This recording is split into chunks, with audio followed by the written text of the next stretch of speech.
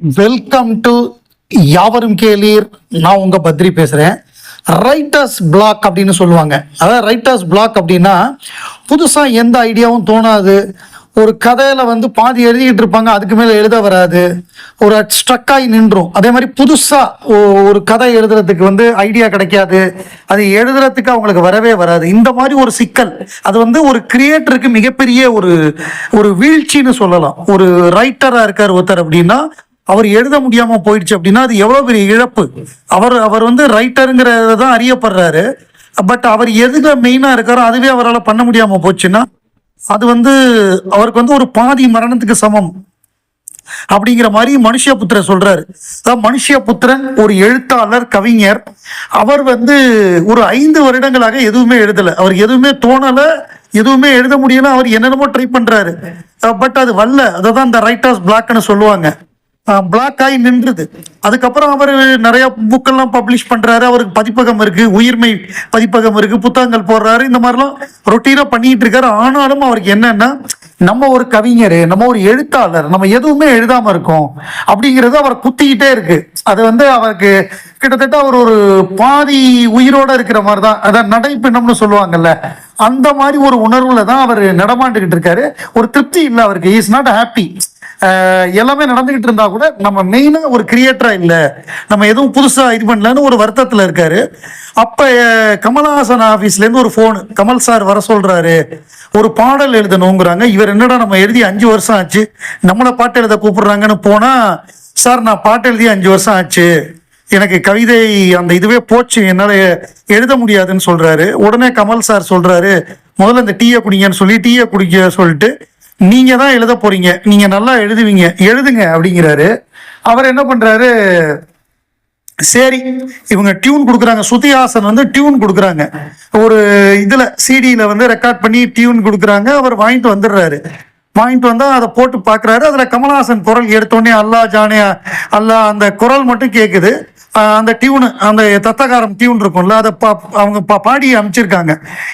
இதுக்கு தான் நீங்க பாட்டு எழுதணும் அப்படின்னு அவர் யோசிக்கிறாரு. ஏன்னா சிச்சுவேஷன் சொல்லியிருப்பாங்கல்ல. அதுக்கப்புறம் அவர் யோசிக்கிறாரு. அவரையும் அறியாமல் அந்த கமல்ஹாசன் குரலை கேட்ட உடனே கண்ணில் தண்ணி வந்துருச்சு. கண்ணில் தண்ணி வந்த உடனே அவர் அப்பதான் எழுதுறாரு, இந்த பாடல் வரியை எழுதுறாரு. கண்ணீர் அறியா கண்களும் உண்டோ அப்படிங்கிற அந்த வரியை எழுதுறாரு. அல்லா ஜானே அல்லா கண்ணீர் அறியா கண்களும் உண்டோ இந்த வரி எழுதிட்டு அதுக்கப்புறம் தான் நாளையின் தீர்ப்பினை யார் தருவார் அப்படிங்கிற மாதிரியான வரிகள்லாம் வருது அவருக்கு. ஸோ பிரமாதமா அந்த பாட்டை எழுதி முடிக்கிறாரு. கமல்கிட்டேருந்து பாராட்டு கிடைக்குது. அந்த படத்துலயும் அந்த பாட்டு இருக்கு. கமல் இன்ட்ரோடியூஸ் பண்ணி அவர் அந்த பஸ்ல போறப்ப அந்த வரி வரும். பிரமாதமா இருக்கும் அந்த பாட்டு. ஹை பிச்சில் கமல் பாடியிருப்பாரு. இந்த கமல்ஹாசன் குரலுக்கு ஒரு பவர் இருக்கு. அதாவது இது 2 விதத்துக்கு நான் சொல்றேன். ஒண்ணு ஒரு கவிஞர் 5 வருஷமா எழுதாம இருக்காரு, அவரை கூப்பிட்டு அவருக்கு பாடல் வாய்ப்பு கொடுத்து, நீ தான் அவரே முடியலங்கிறாரு, இல்ல நீ உனக்கு திறமை இருக்கு, நீ எழுதுவ, நீ தான் எழுதணும்னு சொல்லி அவர் அடுத்த நாள் எழுதி அந்த பாட்டு ஹிட் ஆயிடுதுன்னு வைங்க, அது வேற விஷயம். பட் அவரை கூப்பிட்டு எழுத வச்சது, அதுக்கப்புறம் இன்னி வரை அவர் எழுதிட்டு இருக்காரு. அதே மாதிரி அவருடைய குரலுக்குள்ள வலிமை, அந்த குரல் ஒரு ஒரு உணர்வை வெளிப்படுத்துறதுல கமல்ஹாசனுக்கு நிகர் கமல்ஹாசன் தான். அந்த மாதிரி நமக்கு ஒரு அழுகை ஏற்படக்கூடிய, ஒரு கண்ணீர் வர்ற மாதிரி. இப்ப யாரோ இவன் யாரோ பாட்டை கேட்டு பல பேர் நம்ம எல்லாம் அழுதுருப்போம். அதான் அழுதுருப்போம்னா என்ன, கண்ணில் லைட்டா தண்ணி வரும். அதாவது விழுந்து அழமாட்டோம், லைட்டா கண்ணில் தண்ணீர் வரும். அதுதான் சொல்றோம். அதுதான் அந்த ஒரு உணர்வை ஏற்படுத்தக்கூடிய ஒரு மகா கலைஞன் கமல். கண்ணீர் அறியா கண்களும் உண்டோ, நன்மை தீமைகள் யார் அறிவார், நாளையின் தீர்ப்பினை யார் தருவார் அப்படிங்கிற அந்த வரிகள்லாம் ரொம்ப பவர்ஃபுல்லா இருக்கும். மனுஷபுத்திரன் அதை ரொம்ப நன்றியோட நினைவு கூர்றாரு. ஒரு கவிஞர், எழுத்தாளர், அவருடைய லைஃப்ல கமல்ஹாசன் ஏற்படுத்தின மாற்றத்தை பத்தி பார்த்தோம். இமிடியட்டா என்ன தோணுதுன்னா, எனக்கு இந்த சூப்பர் சிங்கர் அப்படிங்கிற ஒரு நிகழ்ச்சி, அந்த மாதிரி ரியாலிட்டி ஷோலாம் இருக்கும். திருமூர்த்தி அப்படிங்கிற ஒரு சிங்கர், அவர் விஷுவலி சேலஞ்சு. அவர் பார்வை திறன் கம்மியா இருக்கிறவர், பார்வை திறன் குறைபாடு உள்ளவர் அப்படிதான் சொல்லணும். அதை விஷுவலி சேலஞ்சுன்னு சொல்லணும், அதுதான் கரெக்டான வார்த்தை. அந்த விஷுவலி சேலஞ்சில் இருக்கக்கூடியவர், அவரால் பார்க்க முடியாது. அவர் எப்படின்னா இந்த விக்ரம் படம் வருது, அவர் என்ன பண்றாரு, அவர் வந்து வாலி இருக்குல்ல, பிளாஸ்டிக் வாலி வச்சு அதுல தாளம் போட்டுக்கிட்டு பாடுவாரு. அப்படி அவர் பாடின பத்தல பத்தல அந்த பாட்டை அவர் பாடினது பயங்கரமான மொரட்டு ஹிட் ஆயிடுச்சு. மொரட்டு ஹிட் ஆகி உங்களுக்கு ஞாபகம் இருக்கும், இதுக்கு முன்னாடி கேரளாலேருந்து ஒருத்தர் வந்து உன்னை காணாது நான் இங்கு நான் இல்லையே பாட்டு பாடி அது பயங்கர வைரல் ஆகி அப்புறம் அவரை கமல் சார் கூப்பிட்டு நேரடியாக பாராட்டினதெல்லாம் உங்களுக்கு ஞாபகம் இருக்கும்.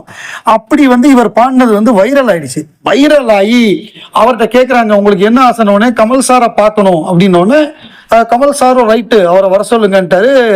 இவர் வந்து கமல் சாரை நேராக பார்க்குறாரு. அப்போ வந்து இவர் அந்த தாளம் போட்டு பாடுறாரு, பத்தல பத்தல குட்டியும் பத்தல அந்த பாட்டை வந்து ஃபுல் சாங்க பாடுறாரு. ரொம்ப ஜோஷா, அவர் குரல் ரொம்ப நல்லா இருக்கு. அவர் வந்து ஆனால் முறைப்படி இசை கத்துக்கல. இப்ப கமலை பொறுத்தவரை எப்படின்னா, ஒருத்தருக்கு திறமை இருக்குன்னு வைங்களேன், ஒருத்தர் வர்றாரு சூப்பரா பாடிட்டாரு, ரைட்டு அவருக்கு ஒரு சின்ன ஒரு பரிசை கொடுத்து அனுப்பிச்சிடுவோம் அப்படின்னு அவர் நினைக்க மாட்டாரு. இந்த பையன் நல்லா பாடுறானே, நல்ல திறமை இருக்கே, இவனுக்கு ஏதாவது நம்ம உதவி பண்ணணுமே அப்படின்னு சொல்லிட்டு அவர் என்ன கேட்கிறாரு திருமூர்த்திகிட்ட, திருமூர்த்தி நீங்க நல்லா பாடுறீங்க, ஆனா இது இப்படியே போயிடக்கூடாது.